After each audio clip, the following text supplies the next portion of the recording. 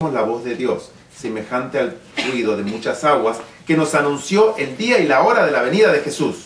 Los 144.000 santos vivientes reconocieron y entendieron la voz. En inglés no dice eso. En inglés dice, the living saints, the 144,000 in number. Falta la palabra in number. ¿Y cómo se traduce in number? En número. ¿Cómo se traduce? Entonces, este texto debería decir de esta forma. Los 144.000 santos vivientes, en número, reconocieron y entendieron la voz. ¿Por qué la hermana Juárez dijo número? Porque era un número. Porque era un número. ¿Creen que era casualidad que agregó el número? Reconocieron y entendieron la voz, pero los malvados se figuraron que era fragor de truenos y terremotos. Cuando Dios señaló el tiempo, derramó sobre nosotros el Espíritu Santo y nuestros semblantes se iluminaron refulgentemente con la gloria de Dios, como le sucedió a Moisés al bajar del Sinaí. Los 144.000 estaban todos sellados y perfectamente unidos. ¿Cómo estaban los 144.000? Sellados. Todos sellados y perfectamente unidos. Vamos a Primeros Escritos, página 279 a la 280. Se me señaló la época en que terminaría el mensaje del tercer ángel. El poder de Dios había asistido a sus hijos, quienes después de cumplir su obra estaban preparados para sobrellevar la hora de prueba que les aguardaba.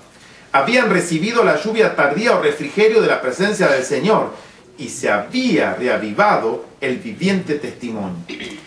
Por todas partes habían cundido la postrera gran amonestación, agitando y enfureciendo a los moradores de la tierra que no habían querido recibir el mensaje. Vi ángeles que iban y venían de un lado a otro del cielo. Un ángel con tintero de escribano en la cintura regresó de la tierra y comunicó a Jesús que había cumplido su encargo, quedando sellados y numerados los santos. ¿Cómo habían quedado los santos? Tienen un número cada uno, numerados. Vi entonces que Jesús, quien había estado oficiando ante el arca de los 10 mandamientos, dejó caer el incensario y alzando las manos exclamó en alta voz, consumado es. Y toda la hueste angélica se quitó sus coronas cuando Jesús hizo esta solemne declaración. El que es injusto, sea injusto todavía, y el que es inmundo, sea inmundo todavía, y el que es justo, practique la justicia todavía, y el que es santo, santifíquese todavía. Todos los casos habían sido fallados, para vida o para muerte. Mientras Jesús oficiaba en el santuario, había proseguido el juicio de los justos muertos, y luego el de los justos vivientes. Cristo, habiendo hecho expiación por su pueblo y habiendo borrado sus pecados, había recibido su reino. Estaba completo el número de los súbditos del reino. ¿Qué estaba completo? El número. Y consumado el matrimonio del Cordero. El reino y el poderío fueron dados a Jesús y a los herederos de la salvación. Y Jesús iba a reinar como Rey de Reyes y Señor de Señores. Al salir Jesús del lugar santísimo, oí el tintineo de las campanillas de su túnica. Una tenebrosa nube cubrió entonces a los habitantes de la tierra. Ya no había mediador entre el hombre culpable y un Dios ofendido. Mientras Jesús estuvo interpuesto entre Dios y el pecador, tuvo la gente un freno. Pero cuando dejó de estar entre el hombre y el Padre, desapareció el freno y Satanás tuvo completo dominio sobre los finalmente impenitentes. Era imposible que fuesen derramadas las plagas mientras Jesús oficiase en el santuario, pero al terminar su obra allí y cesar su intercesión, nada detiene ya la ira de Dios, que cae furiosamente sobre la desamparada cabeza del culpable pecador que descuidó la salvación y aborreció las reprensiones. En aquel terrible momento, después de cesar la mediación de Jesús a los santos, les toca vivir sin intercesor en la presencia del Dios Santo. Había sido decidido todo caso, y numerada cada joya. ¿Y qué? numerada cada joya. Detúvose un momento Jesús en el departamento exterior del santuario celestial, y los pecados confesados mientras él estuvo en el lugar santísimo fueron asignados a Satanás, originador del pecado, quien debía sufrir su castigo. No hace falta agregarle mucho a esta cita, está más que explicativa. Cada santo tiene un número y ha sido numerado, y si tiene que completar el número predeterminado, pero hay muchas más cosas que tenemos que aprender. Vamos a Joyas de los Testimonios, página 335, primer tomo. El verdadero pueblo de Dios, que toma pecho el espíritu de la obra del Señor y la salvación de las almas, verá siempre al pecado en su verdadero carácter pecaminoso. Estará siempre de parte de los que denuncian claramente los pecados que tan fácilmente asedian a los hijos de Dios, especialmente en la obra final que se hace en favor de la iglesia, en el tiempo del sellamiento de los 144.000 que han de subsistir sin defectos delante del trono de Dios. Sentirán muy profundamente los yerros de los que profesan ser hijos de Dios. Y en Testimonios para los Ministros, página 435 dice: este sellamiento de los siervos de Dios es el mismo que se le mostró a Ezequiel en visión. Juan también fue testigo de esta terrible revelación. Eso ya lo estudiamos. Hay un solo sellamiento. ¿El sellamiento de quiénes son? De los 144.000. ¿Hay otro sellamiento después? No. No existe otro sellamiento. El sellamiento es único, y cuando termina el sellamiento, ¿qué viene? La destrucción. Ahora vamos a mostrar que la gran multitud son los 144.000. Apocalipsis 7:9. Después de esto miré. ¿Después de esto qué? Miré, y he aquí una gran multitud, la cual nadie podía contar, de todas las naciones y tribus y pueblos y lenguas que estaban delante del trono y en la presencia del Cordero, vestidos de ropas blancas y con palmas en las manos. Voy a explicar cada palabra de Apocalipsis 7. Lo prometí y lo voy a explicar, porque no puede haber dudas en su mente. Hoy no van a salir con dudas. Si tienen dudas es porque no entendieron algo. Vuelvan a ver el video todas las veces necesarias hasta comprender completamente todo lo que fue dicho. No puede haber dudas en esto. No hay dudas en esto, porque es clarísimo. ¿Por qué no lo habíamos visto antes? Porque es un trueno. Esos truenos que cuando empezó la serie iban a ser dados en el momento propicio. Bueno, llegó el momento de entender los truenos. Y hoy fue otro trueno. Por eso son 7 temas. Dice que miré a la gran multitud. Ahora ya no oyó, oí el número. ¿Y ahora qué dice? Miré. Es muy diferente. Miré a la multitud. Es muy diferente oír un número a mirar. Muy diferente. Miré significa que la vio, o significa que la oyó. Quiero dejar bien claro esto, porque esto es lo que no hemos entendido antes. Oí el número y ahora miré. ¿Por qué Juan no se da cuenta? ¿Por qué Juan no se da cuenta de que lo que está viendo son los 144.000? ¿Saben dónde se da cuenta Juan de eso? En el Apocalipsis capítulo 14. Ahí se dan cuenta. Ahí se da cuenta que la gran multitud son únicamente los 144.000. Juan no escuchó a la gran multitud, sino la vio, la cual nadie podía contar. ¿Por qué Juan en su humanidad dice nadie podía contar? En la humanidad de ustedes, porque Juan estaba glorificado, ¿Juan? No. ¿Juan era un superhombre? No. Ok, yo les voy a mostrar escenas, quizá ustedes no la ven bien, en video se va a ver mejor. ¿Quién de ustedes podría contar esta gran multitud? Rápido. ¿Qué dirían ustedes en su humanidad? Díganme, ¿la pueden contar? No. Díganme, no hay ser humano que la pueda contar. Bueno, acá no llegan a ver ni siquiera 60.000 personas. Yo les voy a mostrar otra gran multitud. Y lamentablemente les tengo que mostrar escenas deportivas donde hay gente. Pero imagínense que esto sea un templo. No un templo a Satanás como esto, sino un templo al Dios verdadero. Toda la gente reunida. Y a ustedes se representan esta visión. ¿Ustedes qué dirían? ¿Cuántos hay acá? ¿Qué dirían ustedes? Yo no la puedo contar. Nadie la puede contar. Ahora si les muestro esta escena así, ¿la podrían contar ustedes? No. ¿Qué dirían? Nadie la puede contar. Si les muestro ahora una escena como desde el público, así, usted está paradito ahí, porque a él sí lo puede contar, al que está acá, ¿no? Pero al resto, ¿lo puede contar? No. ¿Qué dirían ustedes? Loida, cuénteme esto, ¿cuántos hay acá? Una multitud. Oh, ¿qué hay acá? Una multitud. Una gran multitud. Hermano Daniel, ¿qué hay acá? ¿Cuántos puede haber acá? Muchísimos, una gran multitud. ¿Y cuánto habrá acá? Que acá más o menos hay como 80.000 personas. Posiblemente. Ni sí. llegan a 144.000. Hay 80.000 personas. ¿Cuánto hay acá? Se las estoy mostrando de todos los ángulos posibles. Desde el público, desde arriba. ¿Las pueden contar? No. ¿Y qué tal esta? ¿Podrían contar esta? Pero ustedes no pueden contar nada. ¿Podrían contar esta aunque sea? Tampoco. No pueden contar. Nos damos cuenta que cuando Juan se le mostraron los 144.000, ¿saben qué pasó? Se asustó, dijo, ¿y esta gran multitud que nadie puede contar? Una expresión humana. ¿Cuánto le costaría a un ángel de Dios contar esto? Nada. Nada. Entonces, esa expresión, ¿a quién le corresponde? A un ser humano como nosotros. No fue inspirado por Dios que dijera eso. Él dijo, y esta gran multitud que nadie puede contar, es una expresión de Juan en su humanidad. ¿A Cristo le costaría contar a Cristo esa multitud? Si cuenta las estrellas por su nombre, y creo que hay un poquito más de estrellas que seres humanos.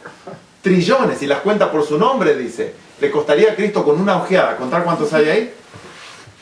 Entonces, ¿por qué nos hemos confundido? ¿Por qué? Porque llegó el momento ahora de que usted entienda toda la verdad. A Juan, en su humanidad, dijo, esto nadie lo puede contar. ¿Y cuántos había ahí? Había 144.000. Pero encima estaban los ángeles. Se agrandaba el grupo, ¿no? ¿Por qué dice Juan? De todas las naciones, tribus, lenguas y pueblos. Entonces acá vienen los adventistas y dicen, ven, los 144.000 son los judíos, adventistas, nosotros. Y el resto, esa gran multitud, ya no son judíos, sino vienen de todas las naciones, tribus, pueblos y lenguas. ¿Cómo podríamos explicar esto? Porque en realidad, cuando Juan los ve de toda raza étnica, pero son los judíos, los mismos judíos que venimos estudiando de la profecía de los 2520, pero que fueron esparcidos a todas las tribus, lenguas y naciones, y cuando son recogidos, ¿cómo es el semblante de nosotros? Somos de todos los colores, habido y por haber, pero no por eso dejamos de ser judíos. Pero cuando lo ve Juan, que está acostumbrado a la raza inmaculada de los judíos, dicen, estos se ve que no son judíos, estos vienen de todos lados. Lo que no sabe es que está viendo en el periodo después del recogimiento, cuando ya viene la raza mezclada de cientos y miles de años de justamente de esparcimiento a las naciones. ¿Acaban de entender lo que yo digo? Los judíos que no hablan el idioma original, pero son judíos, totalmente, 100%. ¿Por qué? Porque el registro está en el cielo. ¿Quién lleva el registro de las personas? ¿Nosotros o Dios? Dios. Absolutamente Dios.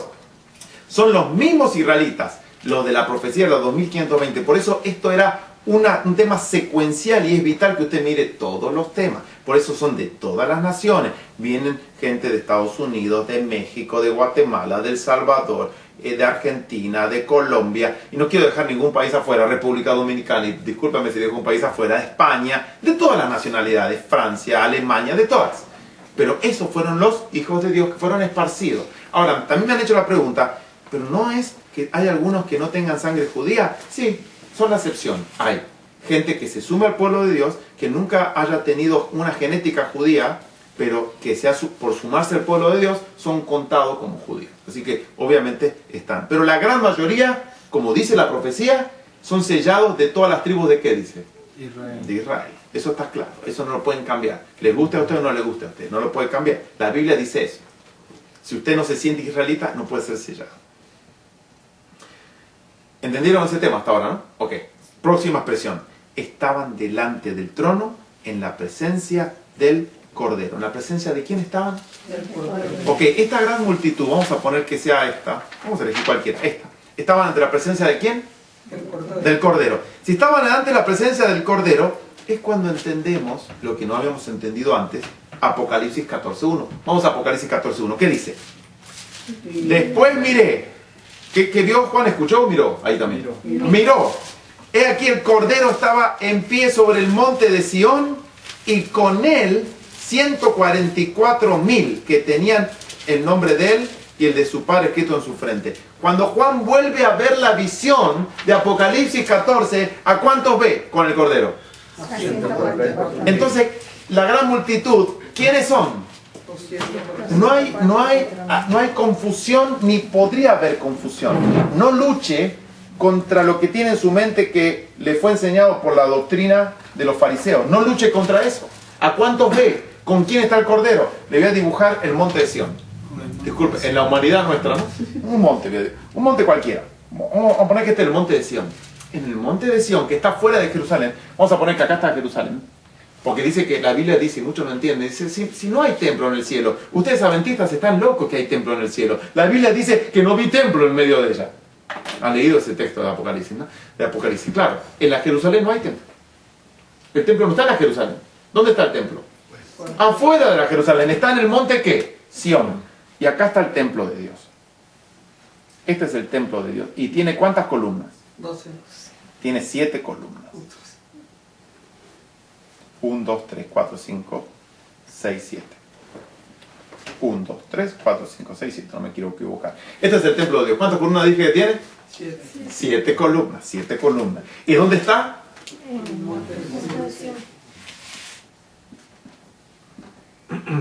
Ahí son 6.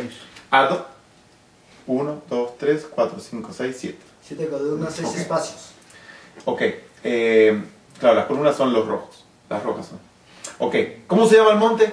Sión. Si el monte se llama Sión, ¿dónde está el Cordero? Sobre el monte.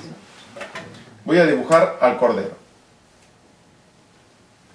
Este es el Cordero. Disculpen, lo tengo que dibujar. Este es el Cordero.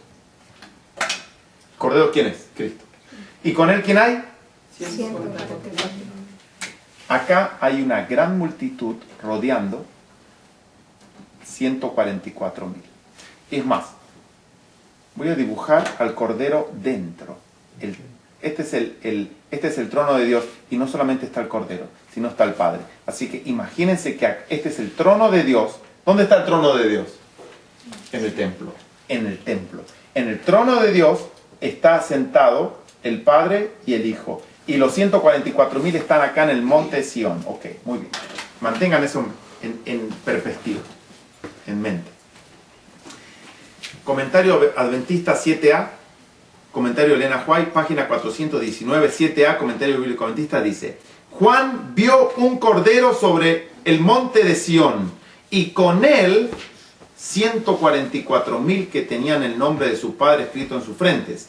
Llevaban el sello del cielo, reflejaban la imagen de Dios, estaban llenos de la luz y la gloria del que es santo.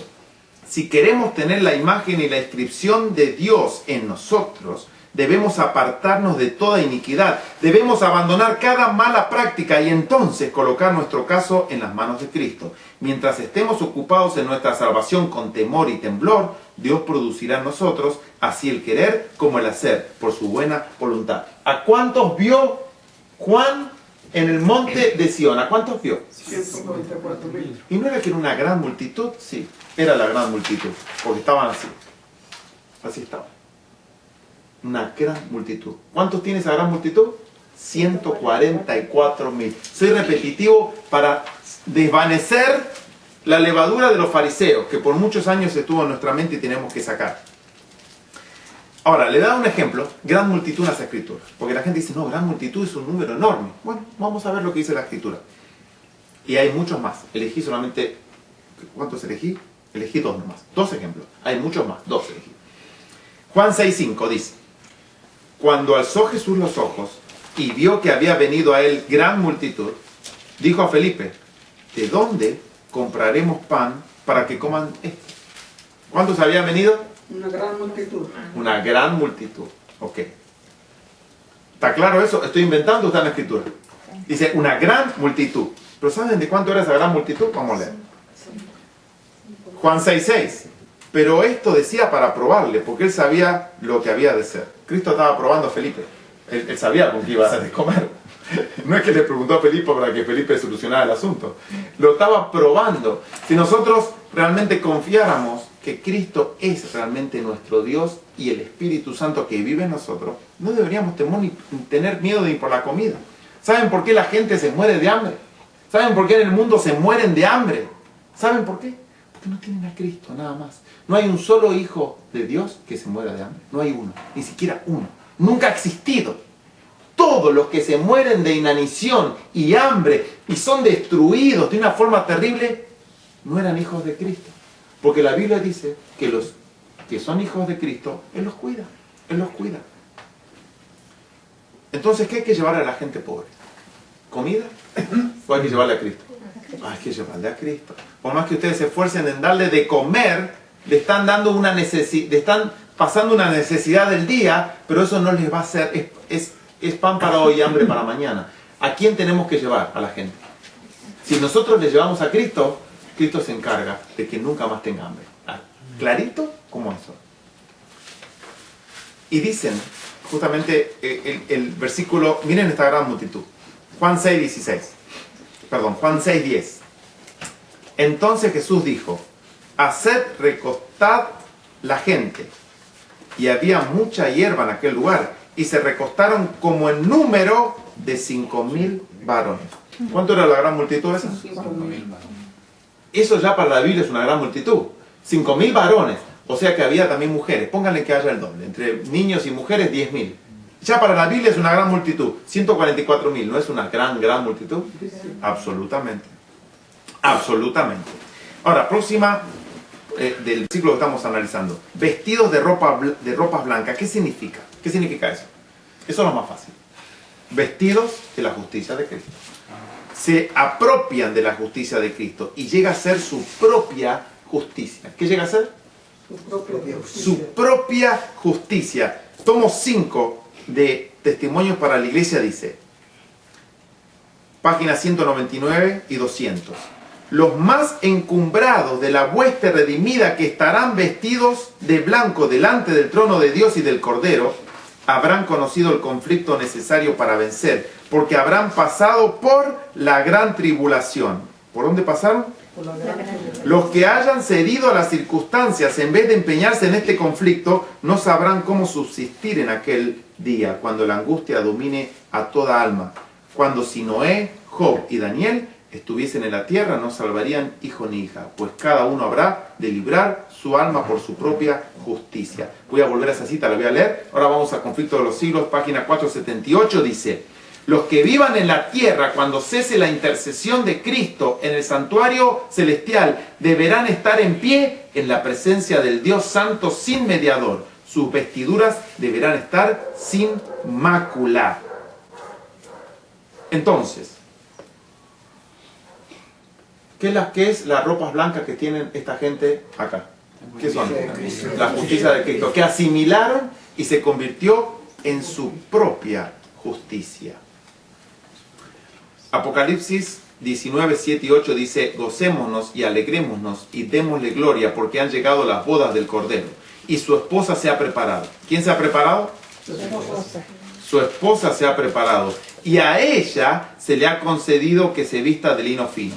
Porque algunos interpretan, porque la Biblia también lo dice, en otra segunda interpretación, que la esposa del Cordero es la Nueva Jerusalén. La Biblia también lo dice. Pero acá dice que la Nueva Jerusalén se va a vestir de lino fino, o la esposa. Dice, y su esposa se ha preparado, y a ella se le ha concedido que se vista de lino fino, limpio y resplandeciente, porque el lino fino es las acciones justas de los santos. Voy a recalcar un poquito más lo que dije, que llega a ser su propia justicia. Porque cuando uno es vestido con algo, ese vestido Cristo nos lo da, no para que lo usemos y lo tengamos que devolver, sino lo da para nosotros, para siempre. Miren lo que dice Ezequiel 14:20. Y estuviesen en medio de ella Noé, Daniel y Job, vivo yo, dice Jehová el Señor, no librarían a hijo ni a hija. Ellos por su justicia librarían solamente sus propias vidas. Y está en una mayor claridad en la Nácar Colunga. Miren lo que dice el mismo versículo. Aunque en medio de ella estuvieran Noé, Daniel y Job, por mi vida, dice Yahweh, no salvarían un hijo ni una hija, por su propia justicia. ¿Por su qué? Propia. Por su propia justicia escaparían ellos y salvarían la propia vida. Cuando Cristo a nosotros nos da de su justicia, en este momento nos viste. Pero nosotros absorbemos esa justicia. Somos participantes de ¿qué? De su divinidad, que es su justicia. Pero nos apropiamos. ¿Qué se llama? ¿Qué es la palabra apropiarse? Que es nuestra. Cuando Cristo deja de interceder, los que absorbieron su justicia, la justicia de ellos es de ellos. Y van a estar parados, ¿por qué dice? Anímenlo a decir, por su propia justicia. Ya no es por la justicia de Cristo. ¿Por qué es? Por su propia justicia. Ahora nosotros no tenemos propia justicia. Ahora estamos absorbiendo la justicia de Cristo. Cuando Cristo deje de interceder, los que le aceptaron la justicia se convierten de uno. ¿Quedó claro ese punto? Dice, aparte, una pregunta para que ustedes vayan entendiendo si los pioneros estaban en la verdad o estaban equivocados. ¿Elena White y los pioneros vivieron en la época que Cristo dejó de interceder o hasta el momento que dieron su último respiro había un intercesor en el santuario celestial? Había un intercesor. Mientras ellos tuvieron vida humana, había un intercesor permanente. ¿Ok? ¿Vieron qué diferencia con los 144.000? Tienen que estar parados sin intercesor. Un punto absolutamente importante. Inequívoco.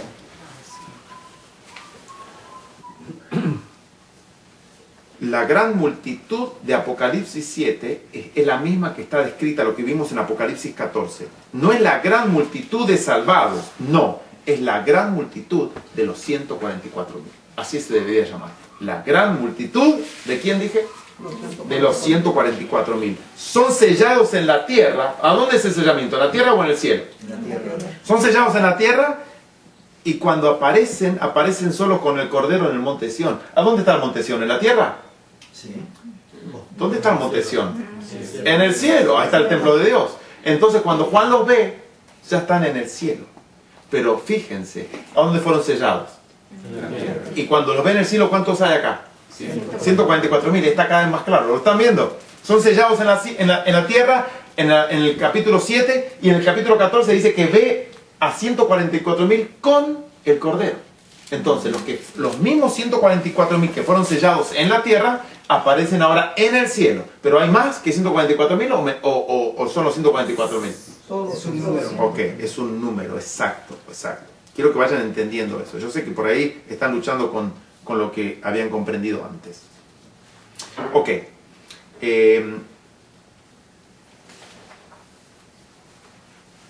Vamos a la expresión y con palmas en las manos. ¿Qué significa palmas en las manos? ¿Qué le dice a ustedes palmas en las manos? Cuando uno tiene palma en la mano, ¿qué significa? Victoria, muy bien. La palma en la mano es victoria. Hasta el día de hoy se usa. Esto es una expresión de victoria, pero ¿victoria sobre qué o quién? ¿Sobre quién tuvieron la victoria?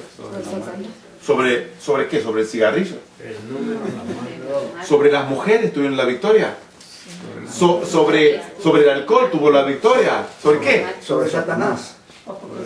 La Biblia está claro, no invente. Vamos a buscar sobre qué está la victoria. Para inventar somos mandados a hacer. Ok, ¿sobre qué obtienen la victoria? La Biblia dice que hay 4 puntos. Exactos 4 puntos. Que no los anoto acá, pero los van a tener en la pantalla.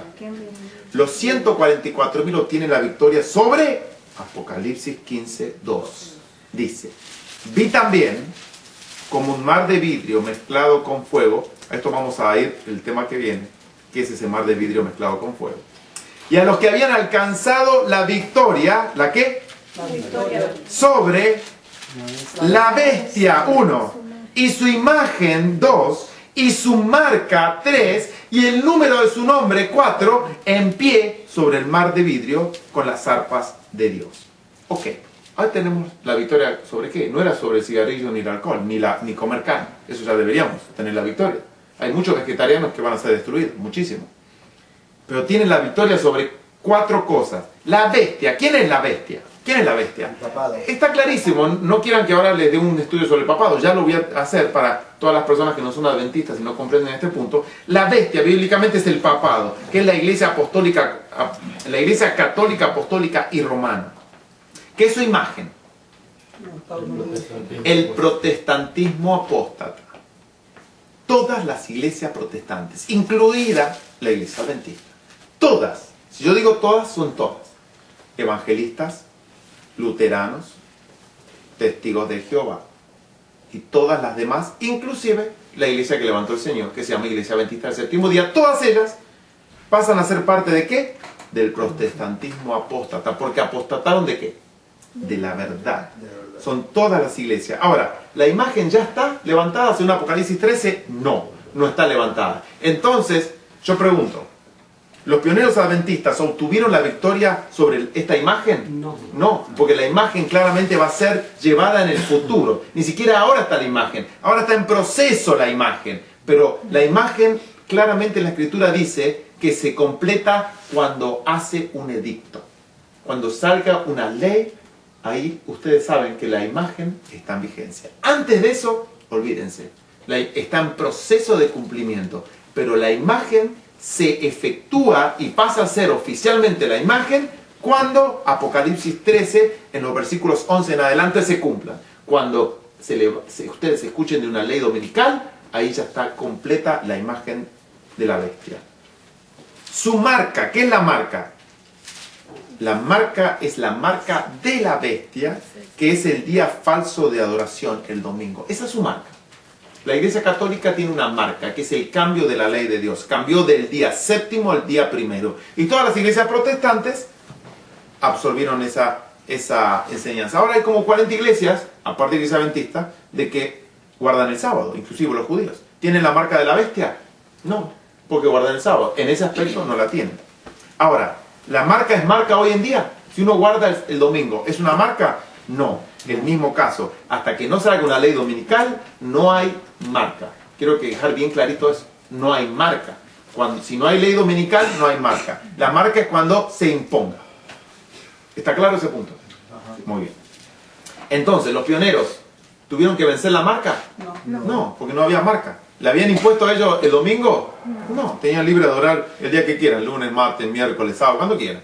No había marca, no había una obediencia debida. Y el cuarto punto, ¿cuál es? El número de su nombre. ¿El número de qué? De su nombre. ¿Cómo se llama la bestia? Ahí tenemos que ir a Apocalipsis 17:5, que dice, y en su frente un nombre escrito, un misterio. ¿Qué tiene escrito la ramera acá? Misterio. Tiene un nombre que se llama ¿qué? Misterio el nombre, misterio. ¿Y cuál es el misterio central de la doctrina católica? No hace falta ni que se los lea, lo conocen de memoria. La Santísima Trinidad es la doctrina central de la Iglesia Católica. En base de esta se forjan todas las demás. ¿Cuál es la doctrina? ¿Cuál es el misterio de la ramera entonces? La Santísima Trinidad. Entonces, hay cuatro engaños. O te engaña la bestia, sos católico y tienes totalmente la marca de Satanás. O te engaña la imagen, sos protestante, sos adventista y sin querer absorbes todas las herejías y las doctrinas de Roma. O te engaña cuando venga la marca y aceptas el domingo, sea porque lo creas o sea porque tienes que trabajar y por comodidad o porque no quieres que te maten, entonces lo aceptas. O sos trinitario. En cualquiera de los casos vas a perder. No hace falta que tome las cuatro marcas. Con una nomás es suficiente. Por ejemplo, un ejemplo. Los católicos. Los católicos tienen, por así decirlo, todas. Excepto la imagen, pero como se van a unir. Los evangélicos y todos los demás protestantes tienen el domingo. Van a tener la marca de la bestia. Y también la Trinidad. Ahora, los testigos de Jehová no son trinitarios. No, vamos a poner que se salvan del número de su nombre, porque denuncian a la Trinidad como doctrina de Babilonia, pero no tienen la marca de la bestia que es el domingo. ¿Guardan el sábado los testigos? No. Cualquiera. Satanás ofrece 4 clases de comida y te dicen, esta es la mesa de las doctrinas que ofrezco, ven y toma la que quieras. Puede ser católico, protestante, adventista, testigo, estás todos perdidos. Están todos perdidos, toma la que quieras. Acá está el menú, dice Satanás. ¿Cuál es el menú de Cristo? Salid de ella, pueblo mío. Salid de todas. Salid de todas. Y saben que puso una verdad eterna. Entonces, los 144.000 no son católicos, no aceptan el Papa, luchan contra el Papa. Los 144.000 no son ni pertenecen a las iglesias protestantes, inclusive la iglesia adventista no pertenecen, han salido de ahí. Los 144.000 no adoran el domingo, adoran el verdadero día de Dios, el sábado. Y los 144.000 no son trinitarios. No hay un solo trinitario dentro de los 144.000. Tienen bien claro quién es la deidad, que es el Padre y el Hijo. No hay trinitario dentro de los 144.000. Y esto está bien claro en el siguiente versículo, en el versículo 10. Y clamaban a gran voz diciendo, la salvación, clamaban los 144.000. Dice, la salvación pertenece a nuestro Dios, que está sentado en el trono y al Cordero. ¿A cuántos seres divinos atribuyen los 144.000 la salvación? A dos. Si hubiera un pastor trinitario acá, diría, la salvación pertenece a nuestro Dios Trino. La salvación pertenece a nuestro Dios Trinidad. Eso dirían todos los pastores. Si no los quiero nombrar, no hace falta. Pero eso es lo que dirían, ¿sí o no? Entonces, ¿pueden estar en este grupo? No, van a estar en el grupo de Satanás quemándose, abrazándose a sus tres. Ahora que me acuerdo, les quiero mostrar algo. No sé si lo encuentro, acá está. Me han preguntado de dónde saqué en el libro Alfa y Omega una imagen que yo puse y les dije, comparan qué diferencia ven entre el símbolo este y el símbolo católico. No tengo ningún Alfa y Omega acá, pero bueno, acá se lo muestro en pantalla, acá lo están viendo. Dice, ¿qué diferencia hay en estos símbolos? Entonces llegaron cartas diciendo que no era un símbolo adventista, que los adventistas no creían en eso, que ese símbolo no era adventista. Pues yo comparé el símbolo adventista con el símbolo católico y puse qué diferencia hay en estos dos símbolos. Obviamente ninguna. Pero tuve que conseguir el libro original adventista, que se llama New Pictorial Aid for Bible Study. Es una ayuda en fotos o en dibujos para el estudio de la Biblia, hecho por Sign Publication Company, que es en Australia la impresora oficial adventista. Ok, entonces vamos a la página 70 de esto. Vamos a sorprendernos a ver qué tiene. A ver si la iglesia adventista está contaminada con alguno de estos 4 puntos, porque dice que los 144.000 no tienen la Trinidad. Entonces vamos a ver si la iglesia adventista realmente enseña esto. Y vamos a ver esto acá que voy a mostrar ahora en pantalla. En el Alfa y Omega lo vieron muy poquito. Ahora van a ver lo que dice el libro realmente. El libro adventista. Lo están viendo todos y lo están viendo en pantalla. ¿Qué dice esta hermosa imagen católica? ¿Qué dice esta imagen católica? Que Dios es uno, el Padre, el Hijo y el Espíritu Santo, que el Hijo no es el Espíritu Santo, que el Espíritu Santo no es el Padre y que el Padre no es el Hijo, obviamente. Pero en realidad es un solo Dios en tres. Que el Hijo es Dios, que el Padre es Dios y que el Espíritu es Dios. Y para terminar su explicación muy bonita, tiene un texto inspirado por el dragón que dice, en el nombre del Padre, del Hijo y del Espíritu Santo, Mateo 28:19. Esto es de la iglesia adventista. Ok, hay comparaciones que se las quiero nombrar acá, porque esto es lo que hacen los teólogos adventistas. Dice, la Trinidad es el triungal. ¿Qué dice acá? ¿Qué dice acá?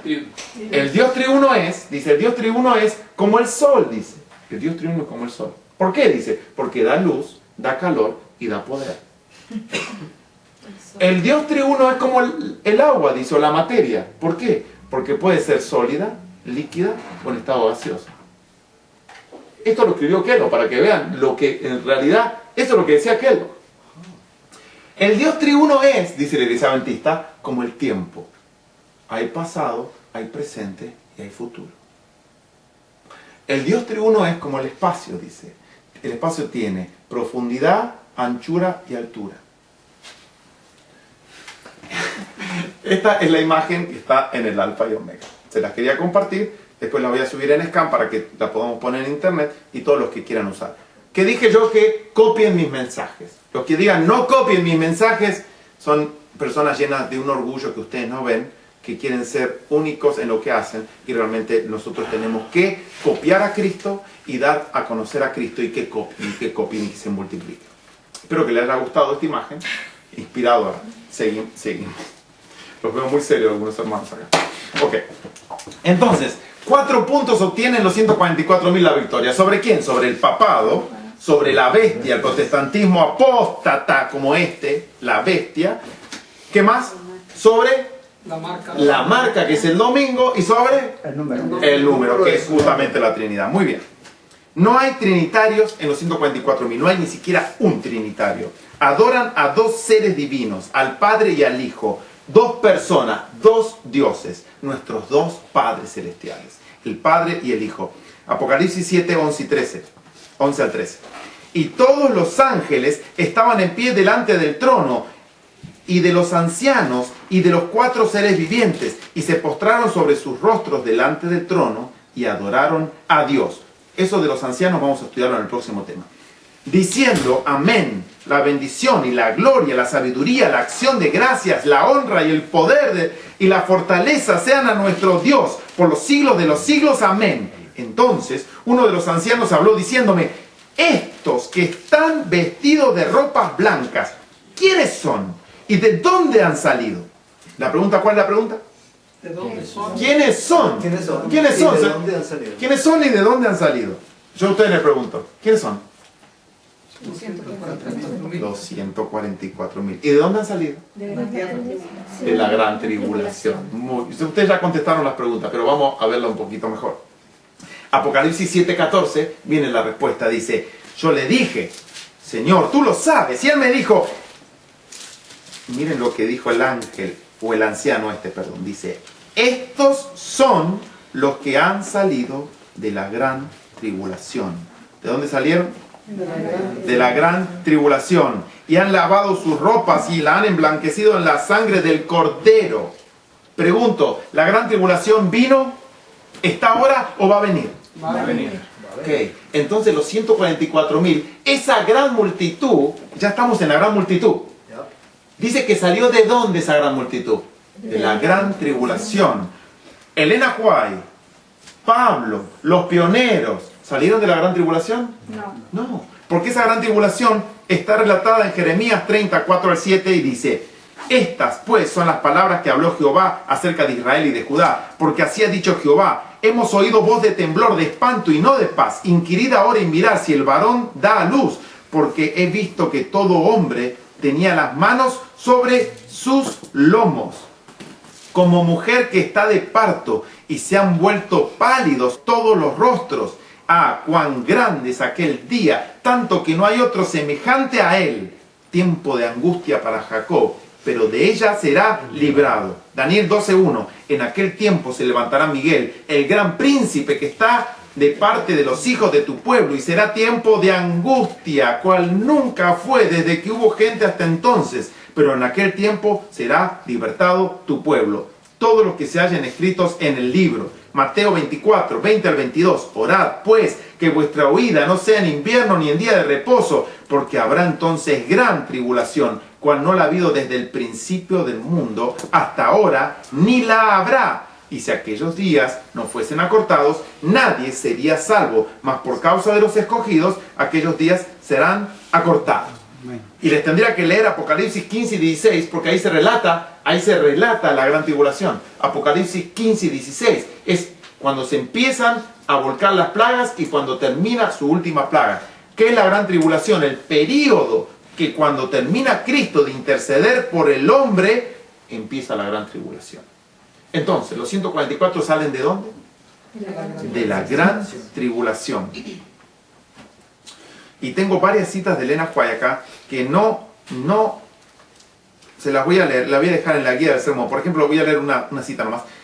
Conflicto de los siglos, páginas 671 y 672, dice, desamparados ya de la gracia divina, están a merced de Satanás, el cual sumirá entonces a los habitantes de la tierra en una gran tribulación final.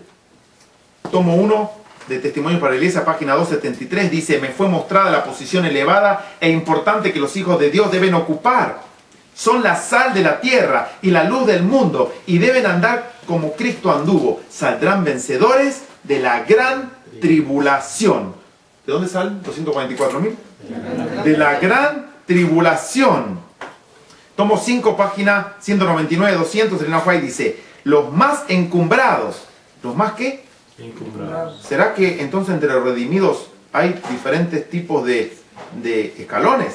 Los más encumbrados de la hueste redimida, que estará vestida de blanco delante del trono de Dios y del Cordero, habrán conocido el conflicto necesario para vencer, porque habrán pasado por la gran tribulación. Los que hayan cedido a las circunstancias en vez de empeñarse en este conflicto, no sabrán cómo subsistir en aquel día cuando la angustia domine a toda alma. Cuando si Noé, Job y Daniel estuviesen en la tierra, no salvarían hijo ni hija, pues cada uno habrá de librar su alma por su propia justicia.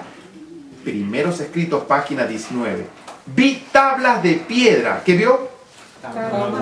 En que estaban esculpidos en letras de oro los nombres de los 144.000. Ahí tengo que hacer una pausa. Ya Cristo tiene los nombres. No está viendo a ver si nosotros nos convertimos o no. Dice, ay, qué pena, yo quería llevar a este y no quiso. Ya Cristo sabe el futuro. Ya tiene quién van a ser. Lo que está esperando es que esos que van a ser se terminen de convertir para poder ser sellados. Y tienen ya escrito en el cielo su nombre. Dice, vi tablas de piedra en que estaban esculpidas en letras de oro los nombres de los 144.000. Después de admirar la gloria del templo, salimos y Jesús nos dejó para ir a la ciudad. Pronto oímos su amable voz que decía, venid, pueblo mío, habéis salido de una gran tribulación y hecho mi voluntad. Sufristeis por mí. Venid a la cena que yo me ceñiré para serviros. Nosotros exclamamos, aleluya, gloria, y entramos en la ciudad. Apocalipsis 17:15. Por esto están delante del trono de Dios y le sirven día y noche en su templo. Y el que está sentado sobre el trono extenderá su tabernáculo sobre ellos. ¿Dónde sirven los 144.000? ¿Dónde sirven? Y ya estamos en la parte final. Pero esto es la parte más contundente de todo. ¿Dónde entran los 144.000? En el templo de Dios que está en el monte de Sión, que acá tienen el dibujito. ¿Entra cualquiera acá? ¿Quién dice que entra? Ok. Dice, están delante del trono de Dios. ¿Dónde está el trono de Dios?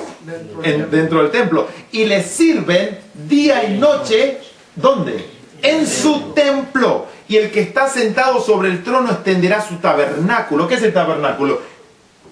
El templo sobre ellos. Quiere decir que Él los deja entrar a su templo. Les sirven día y noche en su templo.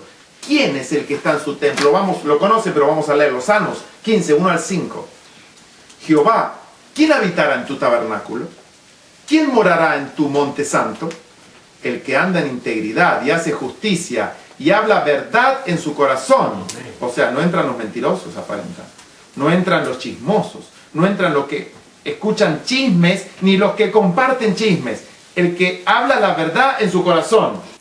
El que no calumnia con su lengua. ¿El que qué?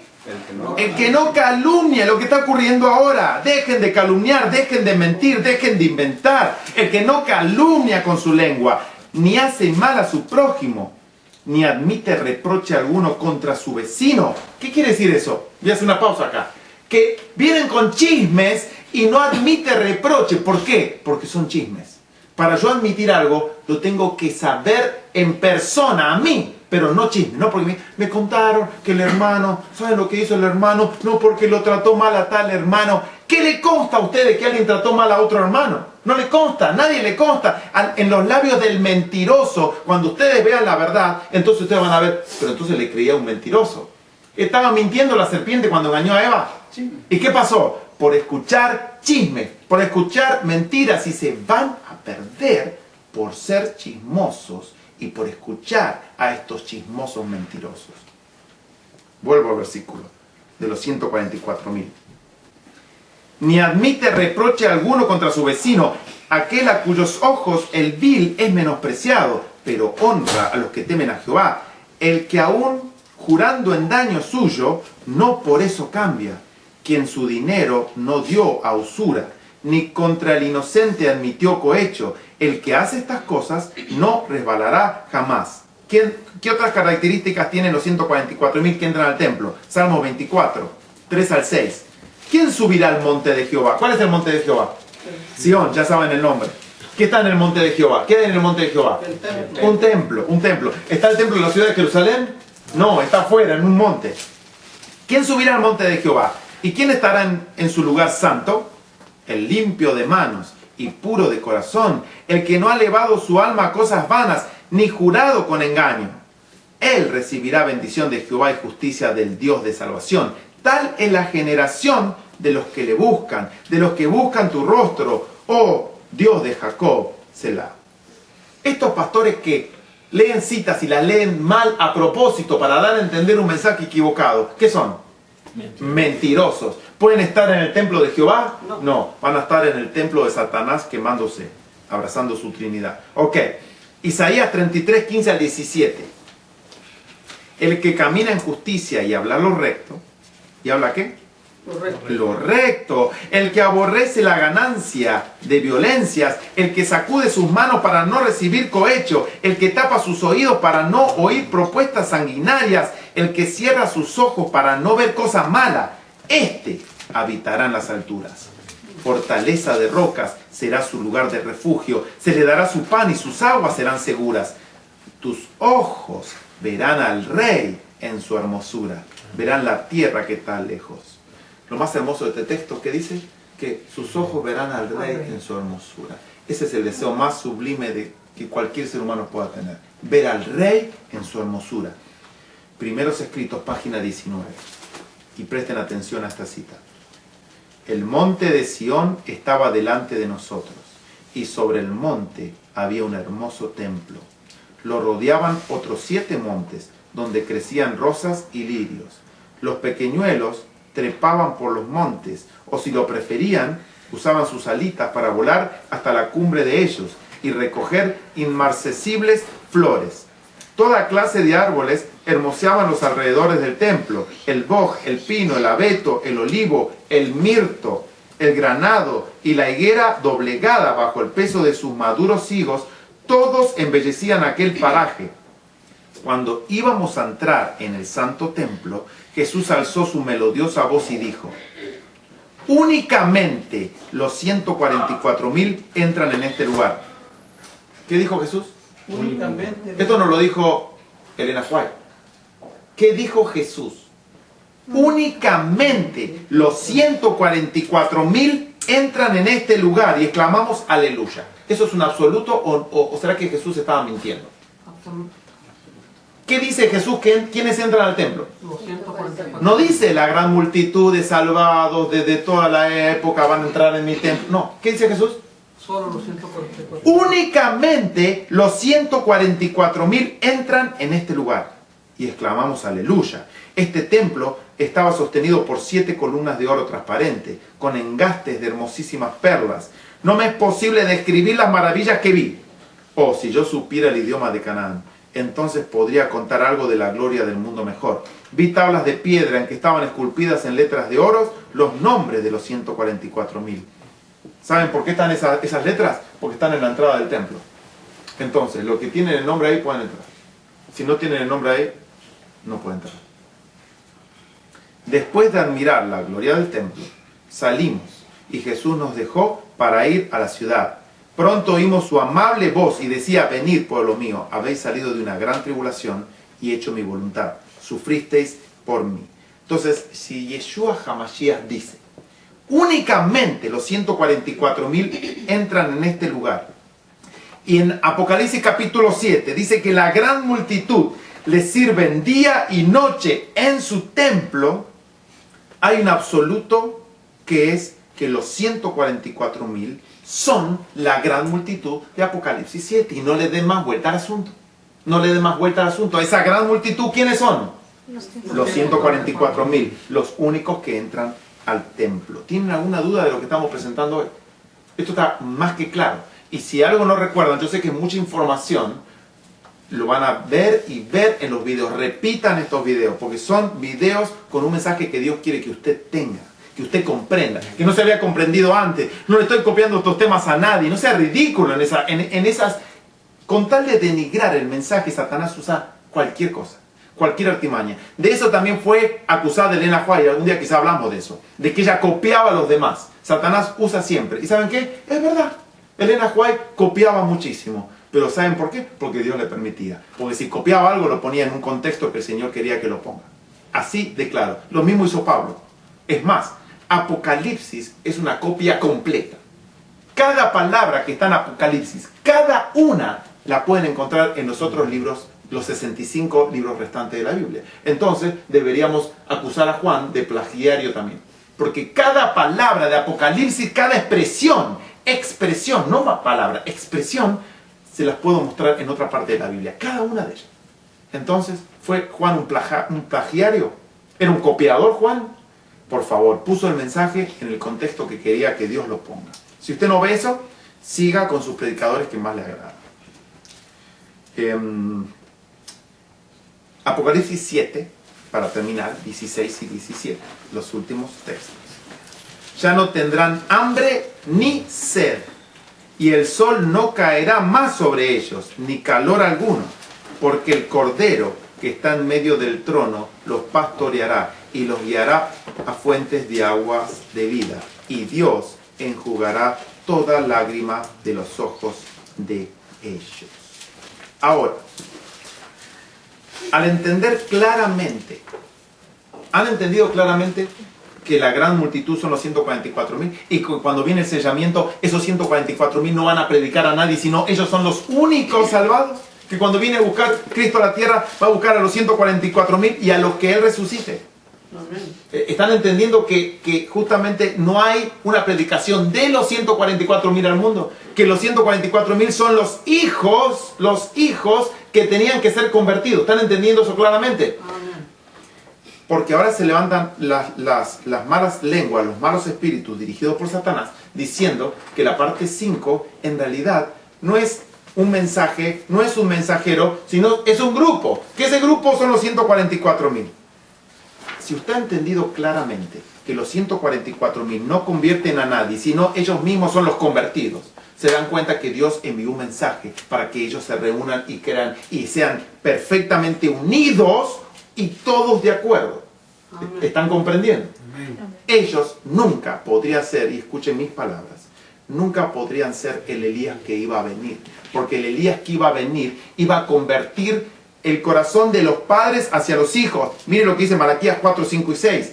He aquí yo os envío el profeta Elías, antes que venga el día de Jehová grande y terrible. Él hará volver el corazón de los padres hacia los hijos, y el corazón de los hijos hacia los padres, no sea que yo venga y hiera la tierra con maldición. Ya sabemos que esa maldición significa destrucción total. Ahora, para que estas personas que hablan sin tener un conocimiento ni de las Escrituras, ni ser dirigidas por el Espíritu de Dios, les voy a reemplazar la palabra Elías por 144.000. Van a ver cómo suena ese versículo. Malaquías 4, 5, 6, reemplazando Elías por 144.000. He aquí yo os envío los 144.000, antes que venga el día de Jehová grande y terrible. Los 144.000 harán volver el corazón de los padres hacia los hijos, y el corazón de los hijos hacia los padres, no sea que venga yo y hiera la tierra con maldición. ¿Se dan cuenta de la incongruencia? Que los 144.000 no pueden ser nunca bajo ningún aspecto al Elías, nunca, jamás, de ninguna forma. Si usted cree eso, no tiene una interpretación adecuada de las Escrituras. Pregunta número 1, a ese texto hablado así. ¿A quiénes van a convertir los 144.000 si son el Elías? ¿A quién van a convertir? A nadie. A nadie.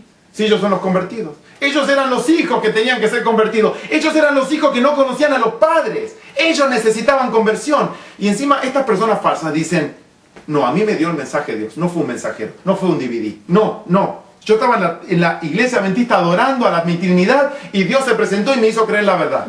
No sea falso, hipócrita. Con ese pensamiento no va a ningún lado. Mire, les recomiendo a todos el tema excelente de mi amigo y mi hermano César Iván, que se llama El fariseo que hay en mí. El fariseo que hay en mí, la hipocresía. Mírelo y mírelo para que vea qué clase de hipócrita somos todos nosotros. ¿Los 144.000 van a convertir a alguien?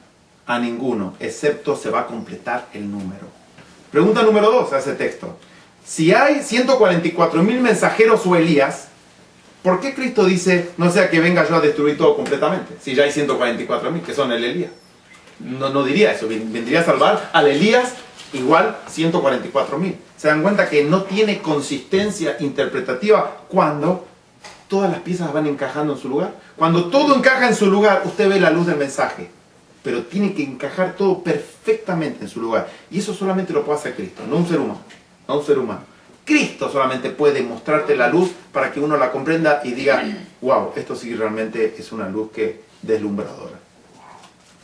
Para darle un ejemplo, le voy a dar un tipo de Elías. No era Elías, pero un tipo de Elías moderno.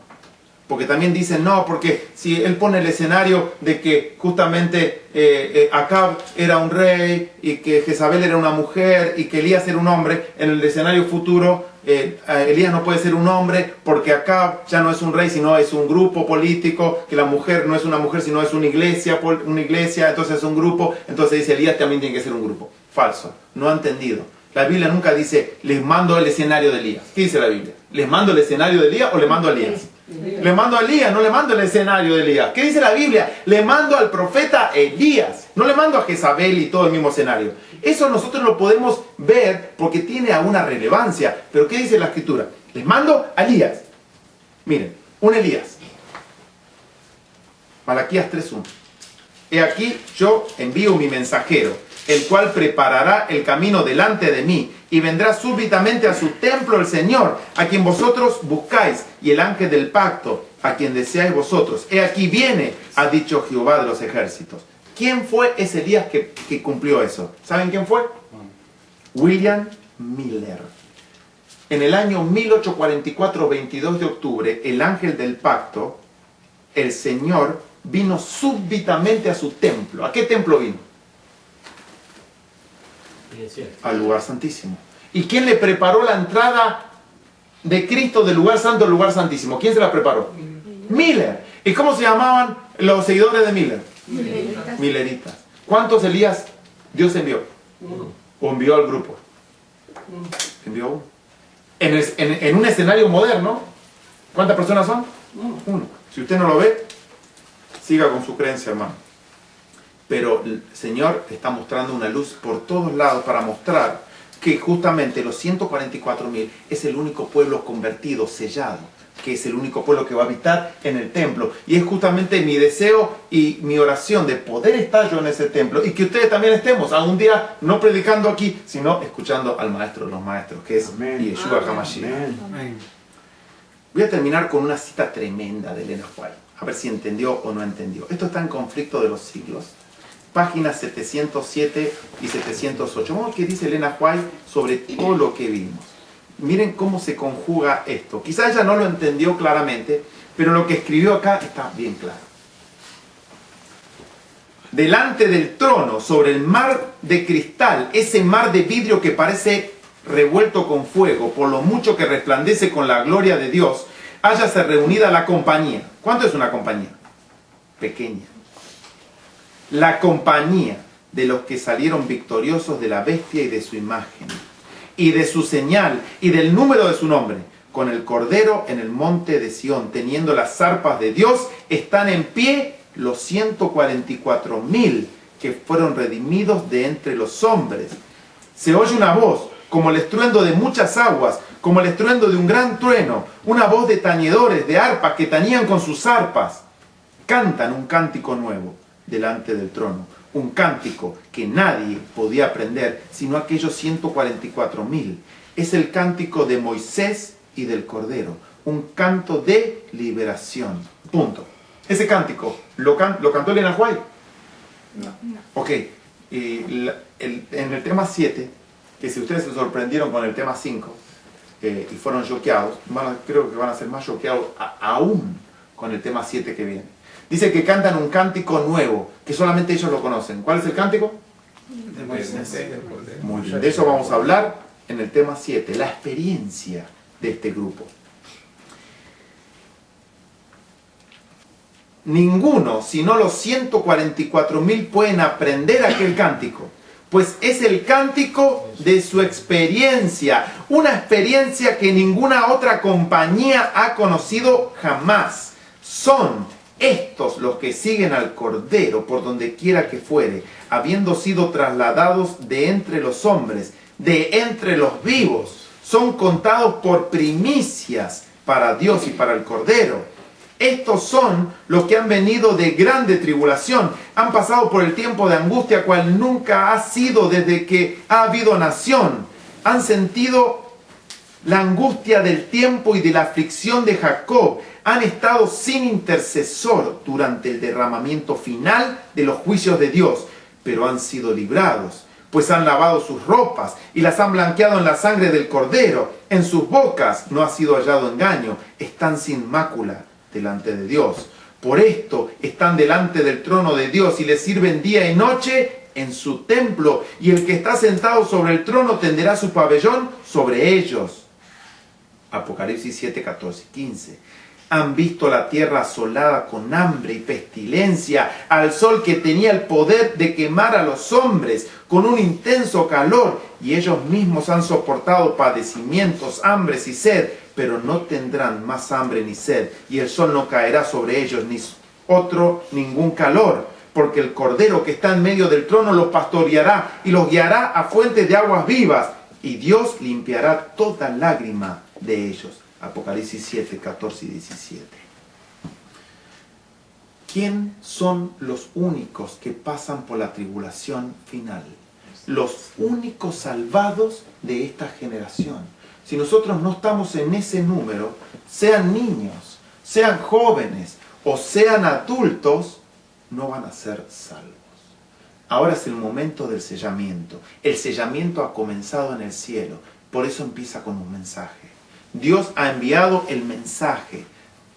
Y realmente es la obra de nosotros aceptarlo y ponerlos en práctica. Hoy es el momento de absorber todo lo que Cristo quiere que absorbamos, que es su divinidad, que es su justicia, para poder estar de pie cuando Él aparezca en las nubes y recibirlo como nuestro Dios y Salvador Jesucristo. Amén. Es mi deseo que este grupo, que los que me escuchan y mi persona, estemos en ese grupo esperándolo y algún día nos reunamos todos en este templo maravilloso y entremos a adorar a Dios y al Cordero. Vamos a terminar con una oración.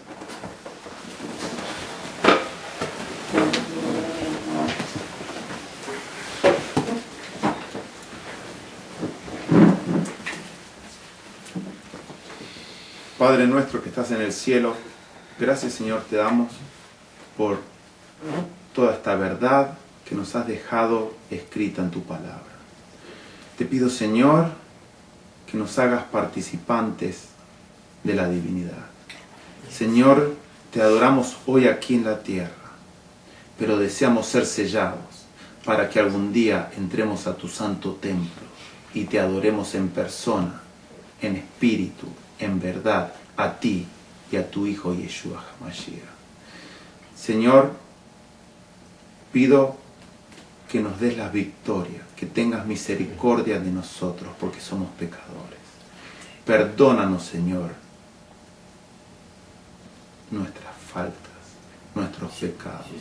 Ayúdanos, Señor, a ver la verdad fuera de la mentira. Te pido, Señor, que se cumplan las palabras de tu profecía y que el tiempo que estamos añorando se cumpla pronto. Todo esto, Señor, lo pido, pidiendo perdón por mis pecados, en el sagrado nombre de tu Hijo, Yeshua. Amén. Amén.